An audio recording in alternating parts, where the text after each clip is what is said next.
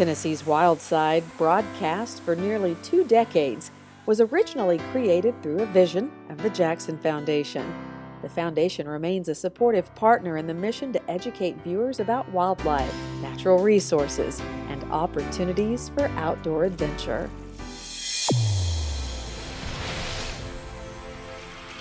Wild Side is produced by Rockwater TV, with support from Tennessee State Parks, where you can discover our state's diverse heritage through spectacular landscapes, family-friendly recreation, and affordable lodging.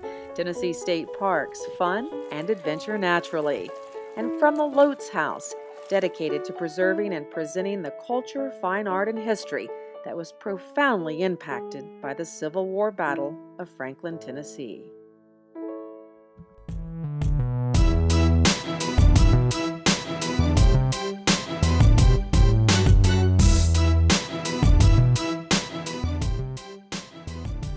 Hi friends, welcome to the Wild Side. I'm Steve Hall.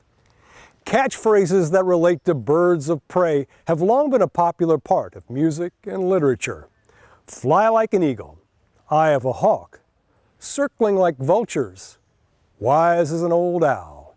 But if you want to learn more of the truth about raptors, you might consider visiting the expanded aviary here at Radnor Lake State Park and Natural Area. You can have an enjoyable educational experience from some very capable people who are always learning on the job. So this is a great horned owl. It gets the name from the little feather tufts on her head. I'm the aviary assistant and I help feed them and talk to the visitors, do programs, stuff like that. Not a bad gig, or at least an unusual one for a high school student. But McKenzie already has 3 years of experience and training here in the Barbara Mapp Aviary Education Center, part of Radnor Lake State Park and Natural Area. One of the things I've enjoyed the most with this project is we started an intern on a trial basis, and McKenzie was our intern when she was 13. She trained with Eagle number 2 when she got here in November 2016 and was handling the birds within a few months. That to me is success. It's kind of unique, I think, because you don't meet a whole lot of people who deal with birds. I don't know anyone else who does it. Except, of course, her manager and park rangers, who join her in rigorous training throughout the year to properly handle raptors and to better understand their behavior. The safety of the birds and the safety of the handlers is paramount. Safety is really the primary reasoning behind the training is you never know when you're leashed to a bird that's got like a 1.5 to 2 foot leash, what the bird's going to do. And if you don't know their demeanor, their personality, you could do something wrong and they could actually turn on you and you have no way to get away from them. We Work with the individual rangers with each bird, or if they have a new bird that's come in, for example, they have a new golden eagle that will continue to add to their training knowledge. They have high standards, Yeah. and they adhere to the best standards. You know, they don't try to skimp on anything. They give the birds the best care, the best food. They're always trying to improve things. The early on vision that people with the Friends of Radnor Lake Board and our donors and state park leadership bought into, and the staff, they all bought into this concept of we're not going to do the minimum, we're going to do the maximum. And that's why the training's so important. All the staff goes through training 4 times a year. That's not funded with state dollars, that's funded with grant money from Friends of Radnor Lake and Barbara J. Mapp Foundation.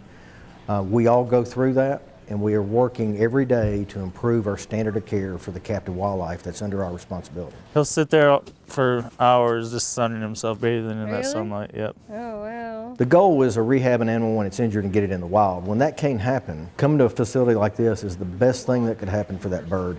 It's going to get care here that it would get nowhere else. The great horned owl, a red-tailed hawk, a vulture, a golden eagle, and a bald eagle occupy the 5 individual aviaries that are 3 times larger than the federal minimum.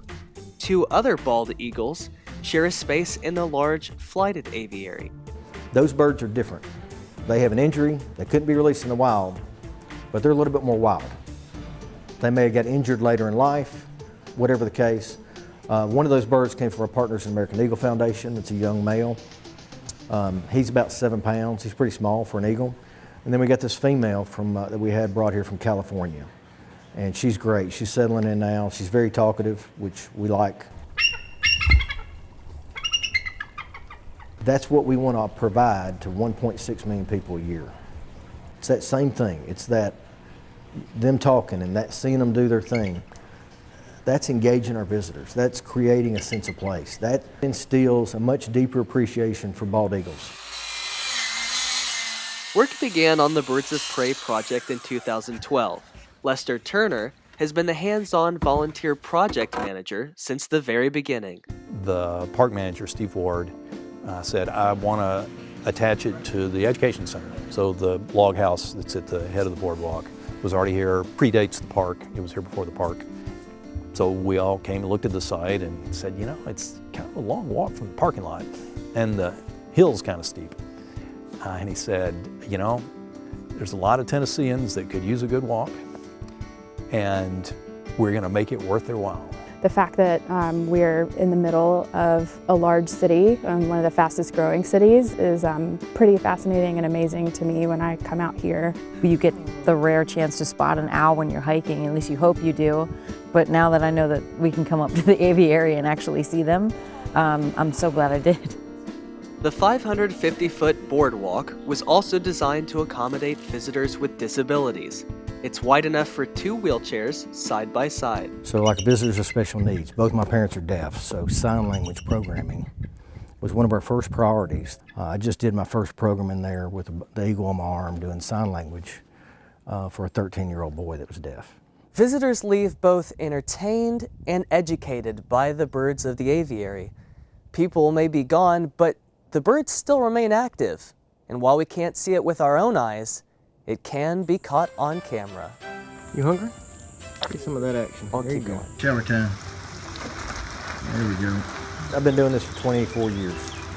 I never saw that kind of stuff up till now.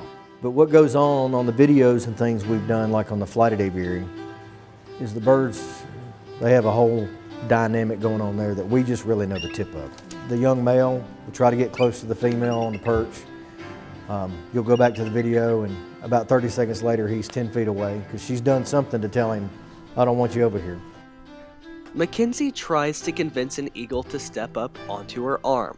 Part of the purpose is to prepare the bird to work with different handlers. It's kind of scary because it's big. The bird is not quite ready to submit. I learned how all the birds, they all kind of act differently, and you have to kind of pick up on it. And you would think that feeding a fish to a hungry eagle wouldn't be that big of a problem.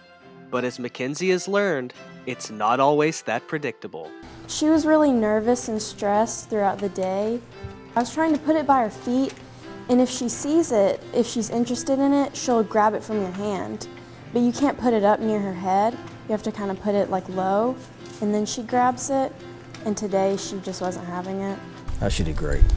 The fact she's working that fast with that bird, that quick. It takes that long with every person that works with the birds. McKenzie's just fortunate she's ahead of schedule. She's got a knack for it. A lot of people tell me like, oh, that's really cool, and I wish I did that. I'm Ezekiel Noel Hall on the Wild Side.